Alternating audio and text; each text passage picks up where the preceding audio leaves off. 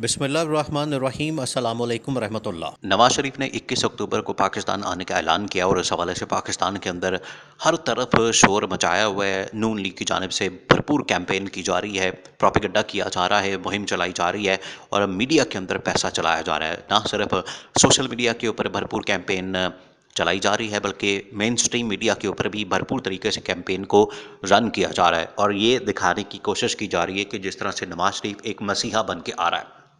लेकिन इस नवाज शरीफ की आमद से, नवाज शरीफ की कॉल से ना सिर्फ पीपल्स पार्टी बहुत ज़्यादा परेशान है, पीपल्स पार्टी को इस हवाले से बहुत से खदशात और ख़तरात हैं, बड़े तहफ़्फ़ुज़ात हैं, जिसका जिक्र बिलावल भुट्टो ने भी किया और आसिफ अली ज़रदारी ने भी किया है।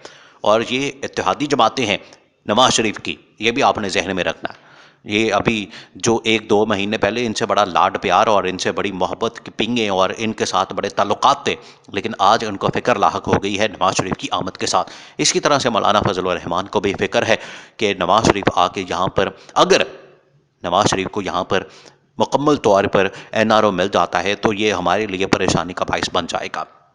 इसी वजह से नवाज शरीफ की आमद के बाद, नवाज शरीफ की आमद के ऐलान के साथ ही आसिफ अली जरदारी और मौलाना फजल रहमान ने एक मुलाकात की है। मुलाकात का एजेंडा क्या था, क्या तय पाया, नवाज शरीफ का किस तरह से मुकाबला किया जाना है और इमरान खान के साथ इत्तेहाद या मुलाकात के हवाले से क्या फ़ैसला किया गया। अब आपने इस पूरे मामले को और सियासी मंजरनामे को समझना है। देखें, पाकिस्तान के अंदर जो सियासी हालात वाक़यात हैं बड़ी तेज़ी के साथ तब्दील हो रहे हैं। निगरान हुकूमत के आने के बाद पाकिस्तान के अंदर जो पीडीएम के जाली सरबराह, जो जाली लीडर थे, जो जाली एक दूसरे के साथ प्यार मोहब्बत की पींगें डाल के बैठे हुए थे, वो उनकी असलियत, उनकी औकात, उनकी हैसियत खुलकर सामने आ गई है और आवाम को भी पता चल गया है। 2 तरीक़ों से आवाम को इस चीज़ की समझ आई है। पहली बात ये कि आवाम को ये पता चल गया कि ये जितनी पाकिस्तान के अंदर सियासी जमातें हैं जो ये पीडीएम की शक्ल में इस मुल्क के ऊपर मुसल्लत की गई, उन्होंने सिवाय तबाही और बर्बादी के पाकिस्तान को कुछ नहीं दिया। उसके अंदर नून लीग और पूरी लीडरशिप सिवाय नवाज शरीफ की, वो भी नाअहल और निकम्मा आदमी है, इसमें कोई शक नहीं, और पहले भी भुगत चुकी है पाकिस्तान की कौम। अब नून लीग और उसके अंदर शहबाज शरीफ और उनकी पूरी टीम, पीपल्स पार्टी, आसिफ अली जरदारी, बिलावल भुट्टो और उनकी पूरी टीम, इसी तरह से मौलाना फजल रहमान खुद और उसके आगे ख़ानदान, बच्चे और पूरी टीम, और इसी तरह से MQM, ANP, BNP, बाप पार्टी और जितनी मुल्क की तमाम के तमाम जमातें हैं सिवाय इमरान खान और PTI के, वो सारी तो हुकूमत में थी 18 महीने या 20 महीने, तकरीबन 1.5 साल, और मुल्क का जो बेड़ा गर्क किया वो आपके सामने। इस वजह से इनका जो असल चेहरा वो आवाम के सामने आ गया। पहली ये बात साबित हो गई कि ये नाअहल, नालायक, अक्ल के अंधे लोग हैं, और ये तो एक बात है, दूसरी बात ये करप्ट लोग भी हैं, लूटमार भी बहुत ज़्यादा करते हैं। नालायकी के साथ साथ जो करप्शन और लूटमार है उसमें बड़े एक्सपर्ट है। तो ये बात आवाम को पता चल गई। दूसरी जो इनकी हकीकत खुलकर सामने आई कि अब इनको वोट के ज़रिए से निकालना है, इनका एहतसाब करना है, इनका हिसाब किताब करना है। जो तबाही और बर्बादी फेरी है वोट में, इलेक्शन में, इंतखाबात में, अब इनका बंदोबस्त करना है। अब ये बात तय हो चुकी है, अवाम ने इस बात का फैसला कर लिया है। अब इनकी दौड़ें लग गई। इंतखाबात के अंदर जब इनको अंदाज़ा हुआ है कि नवाज शरीफ तो ऊपर मैनेज करने की कोशिश कर रहा है, नवाज शरीफ मनूवरिंग करने की या ऊपर धांधली करने की या ऊपर बैठ के पूरा इलेक्शन रिग करने की, यानी कि धांधली करने की प्लानिंग कर रहा है, ना सिर्फ मनूवर करके बल्कि पूरा का पूरा सिस्टम हाईजैक करके, जिस तरह से 2013 में इसने पूरा सिस्टम हाईजैक करके अपनी हुकूमत का इंतज़ाम किया, बंदोबस्त किया और हुकूमत बना ली, और फिर 5 साल मुल्क के ऊपर बैठे रहे, हुकूमत करते रहे, तबाही और बर्बादी फेरते रहे। अब ये अगर इस तरह का कोई प्लान करके, मैनेज करके, मनूवर करके कर लेता है नवाज शरीफ, तो ये मौलाना फजल रहमान और आसिफ अली जरदारी के लिए फ़िक्रमंद की बात है। इस वजह से उन्होंने एक मुलाकात की और मुलाकात के अंदर इस एजेंडे को डिस्कस किया क्या कि नवाज शरीफ तो आ रहा है वापस, और खुर्शीद शाह ने इसके ऊपर बड़ा खुलकर इशार किया। जो खुर्शीद शाह ने बातें की, खुर्शीद शाह ने जो इसके ऊपर बयान दिया, खुर्शीद शाह ने जो इसके ऊपर असल कहानी खोली है, वो बड़ी ही मानी खेज और समझने वाली बात है।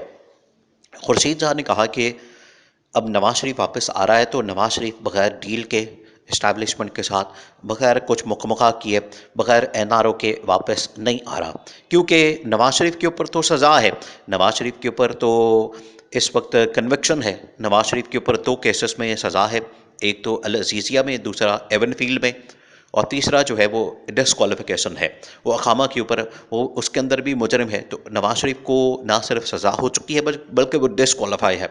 तो वो पाकिस्तान आने का रिस्क क्यों ले, जब उसको पता है कि आइन और कानून के मुताबिक अदालत की नज़र में वो एक मुजरिम है और उसको जेल जाना है, तो वो क्यों आएगा? इसका मतलब है कि कुछ ना कुछ यहाँ पर तय हुआ है, कुछ ना कुछ यहाँ पर एनआरओ मिला है, कुछ ना कुछ गारंटी ज़मानत मिली है, जिसकी वजह से नवाज़ शरीफ ने पाकिस्तान आने का फ़ैसला किया। तो खुर्शीद शाह ने खोल कर बता दिया, बयान कर दिया कि इसके पीछे असल हकीकत क्या है। अब इसी चीज़ को मद्देनज़र रखते हुए आसिफ अली ज़रदारी, मौलाना फजल रहमान के कान खड़े हो गए। उन्होंने कहा कि ये तो आके हमारी तो मंजी पीढ़ी ठोक देगा, हमारा तो इसने तिया पांचा कर देना है, हमारा तो इसने कबाड़ा कर देना है सियासी तौर पर। नवाज़ शरीफ ने पीपल्स पार्टी को सिंध में भी हुकूमत नहीं करने देनी, और केपी में जो मौलाना फजल रहमान ख्वाब देकर आए उसने उसको वहाँ पर हुकूमत नहीं देनी। तो इस वजह से उनकी जानिब से सबसे पहला एजेंडा ये डिस्कस किया गया कि नवाज़ शरीफ का हमने क्या करना है, सियासी तौर पर कैसे मुकाबला करना है। तो इसके लिए एक ऑप्शन ये रखी गई कि जिस तरीके से नवाज़ शरीफ इस्टेब्लिशमेंट के साथ मिलकर पूरी गेम खेल रहा है, तो हमें भी कोई इस तरह के बाकी जो सियासी प्लेयर्स हैं उनके साथ बात करनी चाहिए, मुलाकात करनी चाहिए, डिस्कशन करनी चाहिए। और इस वक्त पाकिस्तान में जो सबसे अहम तरीन प्लेयर है, सियासी प्लेयर, वो सब जानते हैं, उसका नाम इमरान खान है। वो चाहे जेल में मौजूद है, चाहे पाबंद सलासल है, उसको इन्होंने जेल में रखा हुआ है, इसको अंदर अडयाला जेल में रखा हुआ है। इसके बावजूद ये लोग जानते हैं कि पाकिस्तान के अंदर अगर सबसे बड़ा कोई ताकतवर सियासी शख्सियत, लीडर मौजूद है, वो सिर्फ और सिर्फ इमरान खान है। तो इमरान खान को अगर हम देखें, ये इस्टेब्लिशमेंट ने भी एक वक्त पर सोचा है कि नवाज़ शरीफ के मुकाबले के लिए या पीडीएम के मुकाबले के लिए इमरान खान को हमने ज़रूर रखना है, अदरवाइज़ ये तो मुल्क का कबाड़ा कर देंगे। इस वजह से इमरान खान को एक ऑप्शन के तौर पर इनकी जानिब से भी डिस्कस किया गया है। लेकिन इमरान खान का मौक़िफ़ इस हवाले से बड़ा वाज़ेह है, दो टोका, और वो जानता है कि मैंने ये जो करप्ट लोग हैं, जिसके अंदर जरदारी ख़ानदान या शरीफ ख़ानदान और उसके अंदर ये मौलाना का ख़ानदान, इनके साथ किसी सूरत हाथ नहीं मिलाना, इनके साथ किसी सूरत इत्तेहाद नहीं करना, इनके साथ किसी सूरत नहीं चलना, क्योंकि सारी की सारी कैंपेन पिछले 25-30 साल से वो इन्हीं के ख़िलाफ़ तो है, इनके एहतसाब और हिसाब किताब की है, इनके अकाउंटेबिलिटी की है। तो अगर इनके साथ इत्तेहाद कर लिया जाता है, हाथ मिला लिया जाता है, तो ये इमरान खान अपना बयानिया ख़ुद दफन कर देगा, इमरान खान अपनी जो सियासत है वो ख़ुद दफन कर देगा। और आज इमरान खान जितना ताकतवर और मजबूत और तगड़ा बन चुका है जेल काटने के बाद, अब इनको अंदाज़ा नहीं है कि इमरान खान ने इलेक्शन में क्लीन स्वीप करके 2/3 से वज़ीर आज़म बन जाना है।